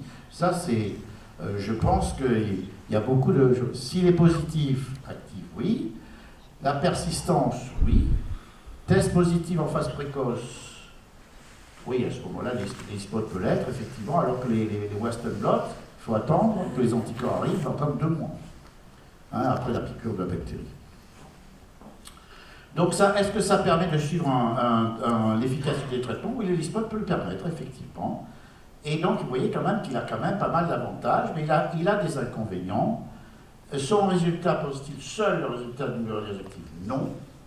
Il ne permet pas de distinguer l'espèce de Borrelia, et il ne permet pas de savoir si on a eu des contacts antérieurs. Donc, quand il est positif, à condition qu'il le soit, vous avez vu qu'il est que dans 50% des cas dans les borrélioses. Donc il y a d'autres sérologies qu'il faut faire. Hein. Alors je vous avais cité quelques-uns, et là je dis aussi à mes camarades médecins, attention aux usines à gaz. Beaucoup se sont fait épingler par l'ordre des médecins et par la sécurité sociale, parce qu'ils prescrivaient des trucs qui étaient dans tous les sens. Des tests extrêmement nombreux, chers, dans des laboratoires étrangers, dans des choses comme ça. Non, il faut rester dans un premier temps extrêmement concentré et regarder, c'est surtout la manière de vivre du patient qui va vous le dire. Hein. S'il fréquente des chevaux, on peut penser à la babésiose. S'il va se baigner, c'est un pêcheur, s'il va se baigner en rivière, on peut penser à la leptospirose. Il faut raisonner en termes de mode de vie et d'habitude et de possibilités. Les voyages à l'étranger, des choses comme ça. Voilà. Rickettsia, c'est aussi, et Coxiella burnetii, ça se fait dans certains pays. Voilà, dans certains pays, il y a plus de rickettsiose que de borrelia. Et il faut penser à toutes ces formes parasitaires pures, parce qu'il y en a beaucoup plus qu'on le croit. La trichinose, toxoplasmose, les amibes, tout ça, on croit que c'est pour les sous-développés de l'autre côté des océans. Pas du tout. Il y en a pas mal aussi en France. D'accord ? Voilà. Donc il faut y penser, le traitement allopathique, les différents produits utilisés. L'important c'est de détruire les formes actives avec des antibiotiques ciblés sur les gènes intracellulaires, les macrolides, les céphalosporines, les cyclines, les 3 familles dont on avait parlé. Moi je pense qu'une cure doit durer entre 15 et 20 jours et qu'il faut changer les antibiotiques. Parce que ce qu'on remarque, c'est que, comme le disait madame, c'est-à-dire qu'il n'y a pas de traitement fixe. Donc, vous pouvez traiter avec des cyclines, donner 200 mg de toxicycline pendant 21 jours, ça ne donne rien. Bon, écoutez, c'est pas ça. Voilà, vous avez le traitement, c'est pas ça. Bon, écoutez, je vous ai écouté, vous avez insisté, je vous ai filé le traitement, vous me dites que ça n'a rien fait. Voilà, pensez à autre chose, je suis désolé. Voilà. Votre test d'ailleurs était douteux, vous voyez, non, ça, la seule chose qu'on va faire, j'ai testé les cyclines, je vais en tester au moins 2 autres. Donc moi j'ai l'habitude de faire une série, quand on reçoit un patient, de faire une séquence, en grande, si on peut dire, plutôt dans lequel il y aura des séquences, et dans lequel je testerai un exemplaire, un représentant des macrolides, des cyclines et des céphalosporines. On pourra ajouter les fluoroquinolones, avec le problème des tendinites et des choses comme ça. Il faut faire quand même attention à ces produits. Mais ces 3 familles d'antibiotiques, on peut les tenter, on peut les tester, et on a des surprises. De l'un qui fonctionne et pas l'autre. C'est quand même étonnant. C'est la même bactérie. Et voilà. Donc ça marche. Il y a des gens qui marchent aux 3, il y a des gens qui marchent qu'à une seule. Quelquefois qui ne marchent qu'en représentant différents de l'un. Il y a des gens qui réagissent au spiramycine mais pas à l'azithromycine. Mais c'est vrai. Ça m'est arrivé. Donc c'est un peu curieux, mais c'est comme ça. C'est très très particulier. Donc la nécessité d'une pause entre chaque jour pour savoir si le patient rechute. Une seule cure de 20 jours est rarement, je dis jamais, rarement suffisante. Et en cas d'arrêt de traitement, la rechute est systématique, même si presque tous les symptômes avaient disparu. Ils réapparaissent les uns après les autres, en voyant au bout de la 2e semaine de fenêtre thérapeutique. Cette rechute signe le réveil des formes dormantes, ou alors une réaction immuno-inflammatoire. Donc ça permet aussi des séquences de ne pas foutre le foie et la rein de la personne en rideau complètement. C'est des antibiotiques, c'est toxique. Moi je suis un infectiologue, je sais ce que c'est que l'antibiotique. Donc je sais pas quelque chose que je dois prescrire de main légère. Il faut réfléchir. Il faut savoir si la fonction rénale, hépatique de quelqu'un va pouvoir le supporter, surtout si on va lui annoncer qu'on va faire 2 ou 3 séquences d'antibiotiques de 15 jours, séparées par 15 jours. C'est pas rien, hein, d'accord, c'est un traitement lourd. Donc il faut quand même réfléchir. Enfin, je le fais régulièrement, ça n'empêche pas de dormir, mais je veux dire qu'il faut bien peser les choses. C'est sérieux, c'est sérieux. Donc ça permet de diminuer une meilleure tolérance, de diminuer les résistances, de diminuer les proportions des formes kystiques. Il ne faut pas oublier que, bon, il y a le système immunitaire, on en a parlé, mais il y en a des choses qui participent à la résistance. C'est l'hypophyse, l'hypothalamus, la thyroïde, les glandes surrénales, tout cet axe immuno-endocrinien qui fait la résistance et l'adaptation de notre organisme. Et il n'est pas rare de voir des problèmes de thyroïde après une infection chronique. Ce n'est pas que parce que la bactérie attaque directement la thyroïde, c'est que la thyroïde, à force de vouloir stimuler la surrénale et de vouloir travailler, elle se fatigue elle-même.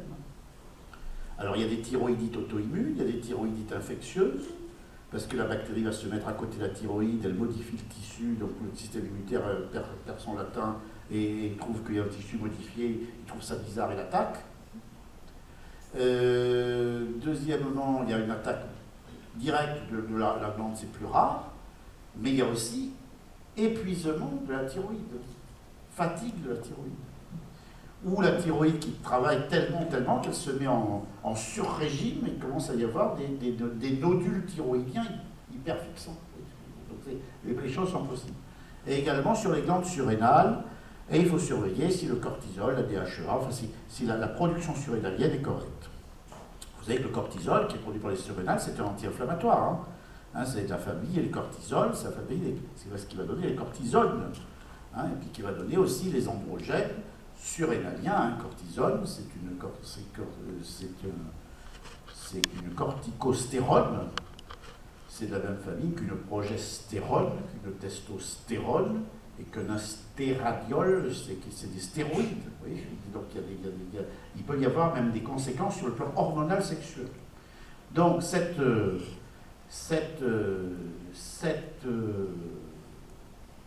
système souffre, il faut le surveiller de temps en temps. Et après, il y a également un cocktail de neuromédiateurs. On sait que les inflammations peuvent modifier la sérotonine, la dopamine et le GABA, l'acide gamma-aminobutyrique. Et donc, il peut y avoir des vrais problèmes de comportement et des vrais problèmes de comportement dû au fait qu'il y a une perturbation du cocktail de neuromédiateurs que nous avons tous on a un petit cocktail dans la tête entre les trucs qui nous excitent et les autres qui nous apaisent. Là, vous connaissez la sérotonine, c'est le calmant, d'accord, c'est un apaisant, quand on en manque, c'est qu'on peut être déprimé. On a un autre qui est un calmant, le GABA, l'acide gamma-aminobutyrique, c'est un anxiolytique, les benzodiazépines, le Valium, le Tranxène, ça travaille sur le GABA, c'est différent.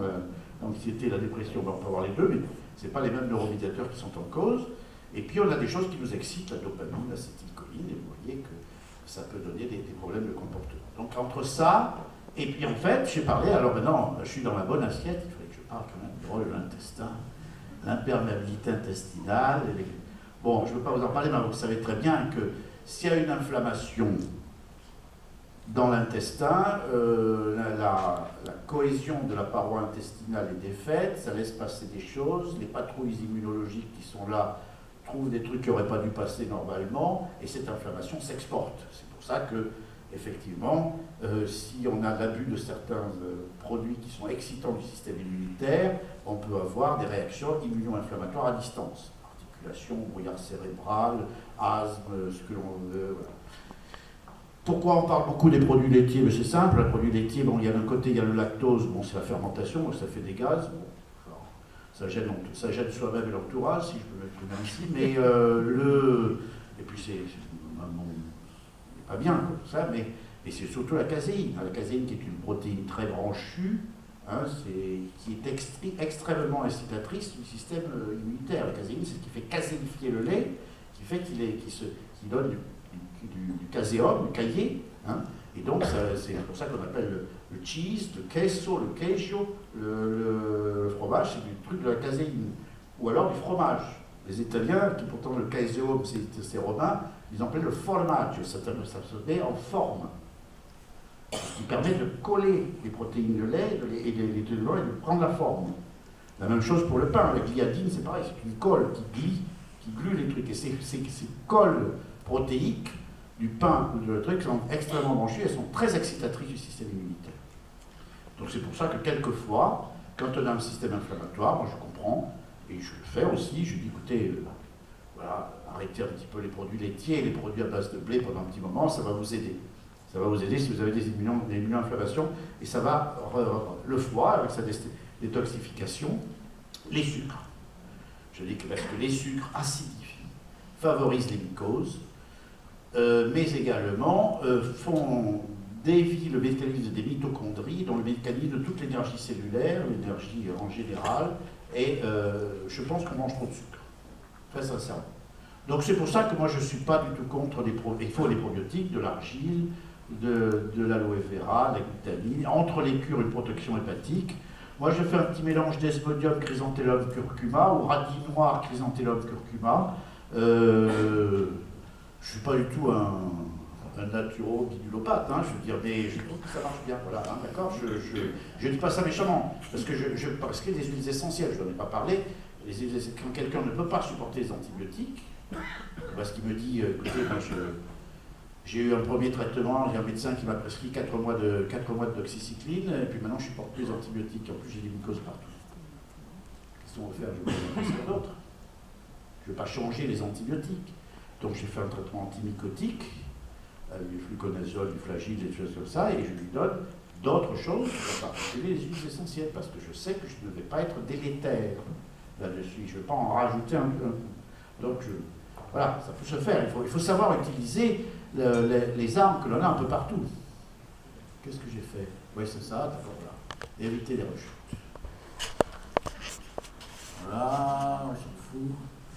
Alors après les antifongiques, plaquenil, pourquoi plaquenil et flagyl? Parce que c'est toutes les formes antiparasitaires.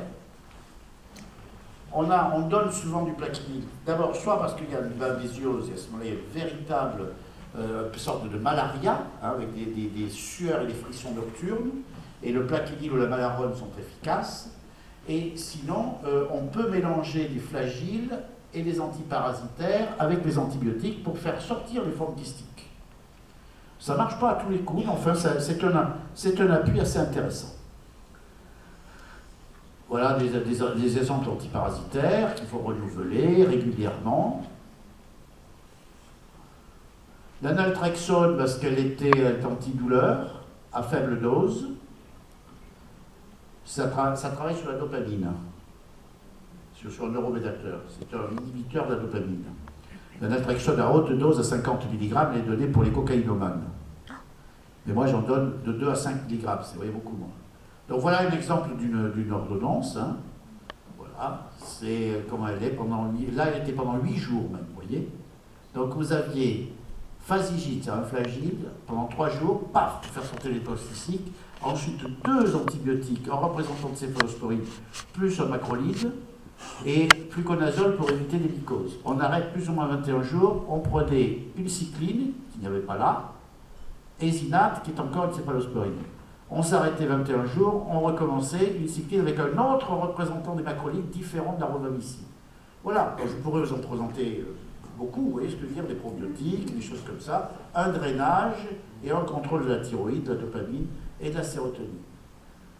Autre chose, c'est pareil, tétralysal plus rulide, rulide c'est la roxytromycine, un drainage, ici phasigine, céfixine plus azithromycine, donc on est avec une céphalosporine plus un Zitromax, que qu'on appelle, hein, c'est le nom commercial, Zitromax, et toujours ce fluconazole qui intervient pour éviter d'avoir des mycoses. Si on fait ça, moi j'ai très rarement eu de mycose avec les patients. Si on prend cette précaution, de donner des probiotiques et de couverture, je n'ai pas eu non, ou très très peu. Voilà. D'autres choses, voilà, curcuma, bromélaïne, vous voyez, bon, il m'arrive de donner des choses comme ça, mais ce n'est pas pour vous donner des choses. Alors, où est-ce que j'en suis? Ah non, pressez-moi. Maintenant, je vais vous parler de moi. Ah, ben, c'est les 2 prochaines heures, je vais vous parler de moi. Dans les 4 prochaines minutes, je vais vous parler de moi. Vous voyez bien qu'on se trouve avec un problème de ce traitement antibiotique. Il n'y a pas de traitement véritablement codifié. On tâtonne.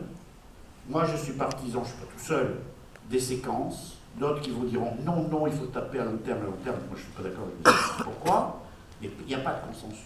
Il n'y a même pas de consensus pour savoir s'il y a une véritable forme active. Parce qu'on va vous dire, vous voyez bien que les tests Les tests sont négatifs. Oui, mais les tests sont négatifs parce qu'ils ne peuvent pas détecter, parce qu'il y a des formes kystiques, parce qu'il y a ceci. Et tout le monde tourne en rond. Donc le seul moyen qu'il pourrait y avoir de régler ces choses, c'est de trouver autre chose. Et il y a 4 ans, me souvenant de mon séjour à l'Institut Pasteur où j'avais pas travaillé, où j'avais vu travailler sur des bactériophages, c'est-à-dire des virus tueurs de bactéries. Je vous disais qu'on est attaqué par des milliers de bêtes sans arrêt. Si on n'est pas actuellement, l'humanité n'est pas sous une croûte de 100 mètres ou de 200 mètres de bactéries, avec toute forme ou autre forme de vivante qui disparaît, c'est parce qu'il y a des bactériophages.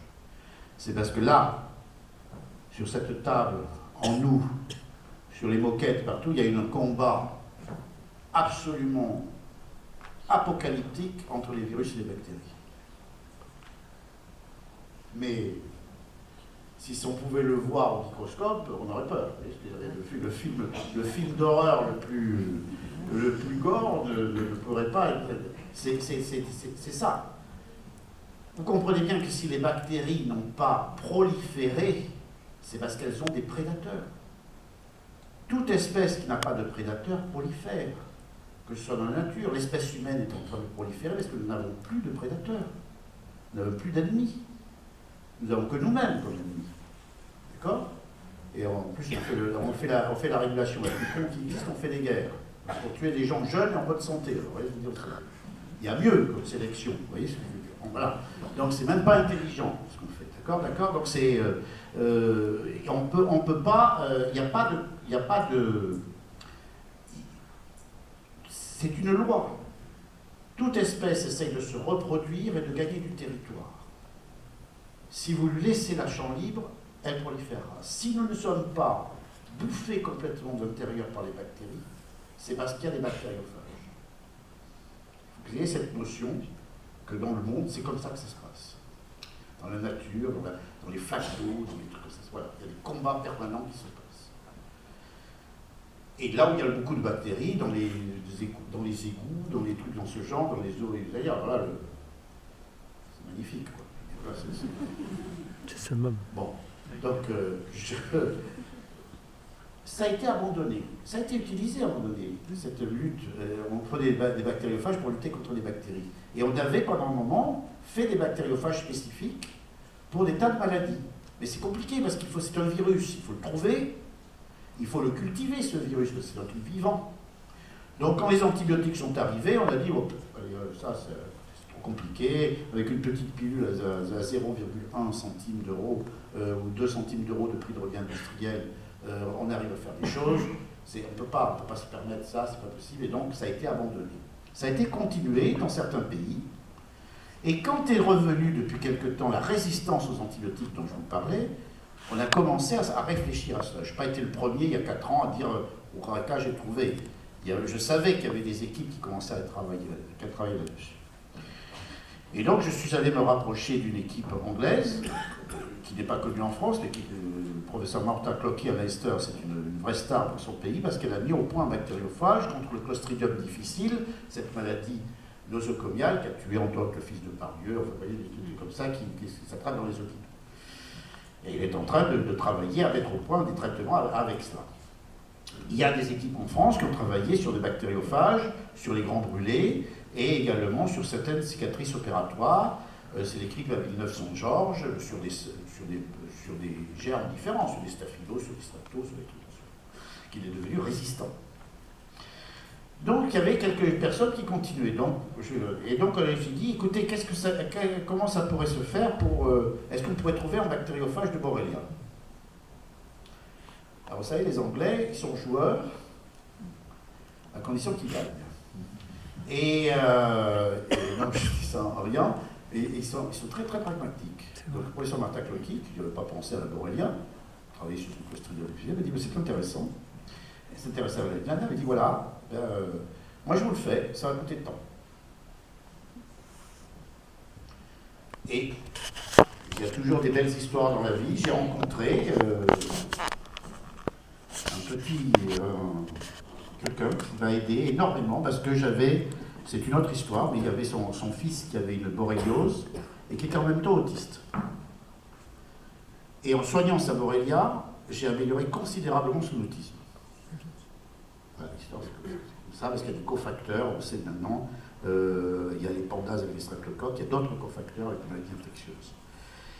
Et il a regroupé des amis et il m'a financé le travail d'études que l'on a fait sur les bactériophages. On a donc trouvé le bactériophage, fait une charity, donc on a réussi à cultiver des Borrelia, caractériser des phages spécifiques et trouver ces bactériophages des éléments communs.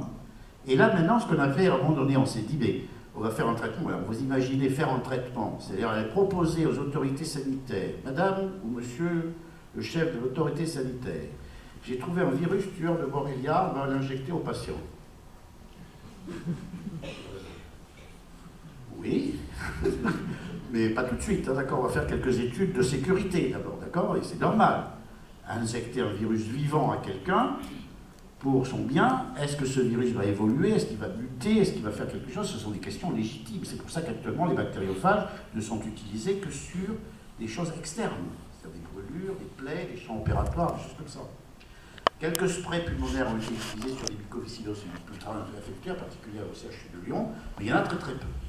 Donc, on s'est dit, voilà, on a trouvé le bactériophage, mais on ne pourra pas pouvoir l'utiliser, voilà, il faut attendre 15 ans maintenant. Et vous savez, c'est dans les discussions, j'étais en Angleterre, en discussion, je ne sais pas qui c'est qui a eu l'idée, il m'a dit, mais si on en faisait un test, c'est-à-dire que si au lieu d'aller chercher la bactérie, on cherchait le bactériophage, c'est-à-dire si au lieu de chercher le chasseur, le gibier, on cherchait le chasseur. Et on dit, mais qu'est-ce qu'elle est bien cette idée? Pourquoi elle est bien cette idée?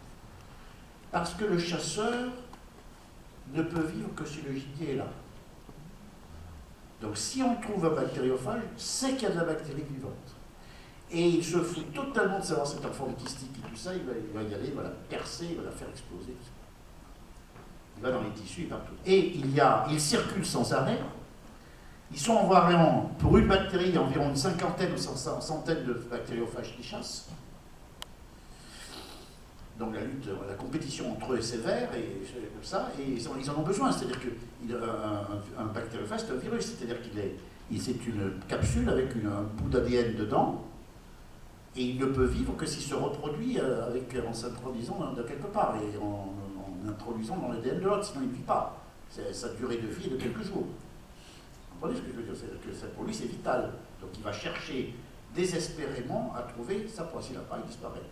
Donc des bactériophages, des Borrelia, il n'y en a pas, on en a cherché, on les a trouvés dans des flaques de forêts suédoises, de forêts de trucs comme ça, on a trouvé des bactériophages sauvages, si vous voulez, et on les a caractérisés, c'est pour ça que... Et on en a fait un test, c'est-à-dire qu'au lieu de chercher avec une PCR, une polymérase chain reaction, c'est-à-dire une amplification de gènes, de chercher la bactérie, on cherche le bactériophage. Et on a déposé ce brevet, là, sur les tests, qui doivent se faire. Ce brevet est en cours d'examen. Vous savez qu'un brevet, quand on le dépose pendant 6 mois, les réviseurs vous disent ça ne va pas, ça vous n'avez pas le droit de le dire, donnez des explications, ça non, pas question, les autres qui l'ont fait avant vous, vous voyez ce que je veux dire, des choses comme ça. Donc c'est une révision sérieuse qui se fait pendant 6 mois. Donc on est dans cette période-là, puisqu'on l'a déposé le 2 novembre, il doit sortir le 2. Et là, nous sommes Pourquoi je vous en parle? Parce que nous sommes dans une espèce de pied du jour, au point du jour, c'est-à-dire les techniques pour être responsable. En détectant la présence même d'un unique phage, le test possède un deuxième avantage, la positivité indique une infection certaine active.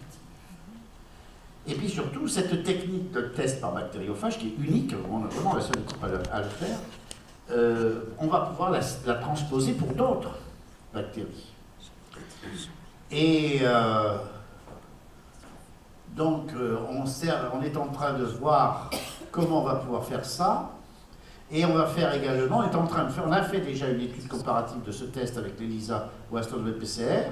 On va produire les résultats qui vont pouvoir être publiables au moment du test, et on va pouvoir informer les patients de leur positivité, enfin les gens qui ont bien accepté de m'aider là-dedans, pour les périodes précoces et tardives. Précoces parce qu'il n'y a pas encore d'anticorps, donc ça serait là un outil formidable, et tardive, on dit, écoutez, il y a des bactériophages, c'est tout.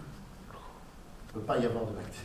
Vous comprenez, il ne peut pas y avoir de bactériophage, c'est pas de bactéries. Donc voilà, et on pense que ça pourrait éteindre les polémiques.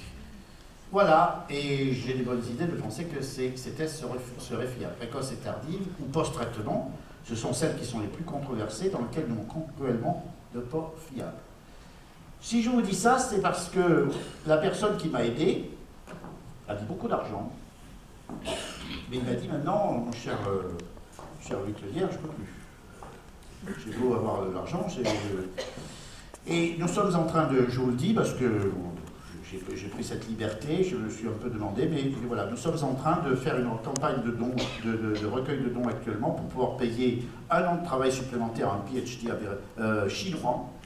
Ce sont 2 Chinois qui travaillent à l'Esther, pour faire exactement ce qu'on avait dit, c'est-à-dire avant, c'est-à-dire, attendez, où est-ce que c'est? Alors, en précédent, c'est-à-dire de faire, montrer qu'on peut le faire à d'autres bactéries, et aussi, pourquoi les bactériophages détruisent les bactéries en utilisant des enzymes spécifiques? On les a trouvées, ces enzymes. Et on va pouvoir les utiliser pour faire peut-être des adjonctions au traitement. Voilà, c'est pour ça que j'ai pris 4 minutes pour vous parler de ce que je faisais, parce que c'est ce qui me motive et pour pouvoir le faire. J'ai pris peut-être beaucoup de temps, mais je suis prêt à répondre à des questions.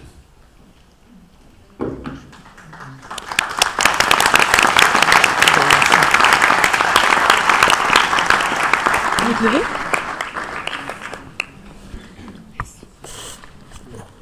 Vous avez des questions?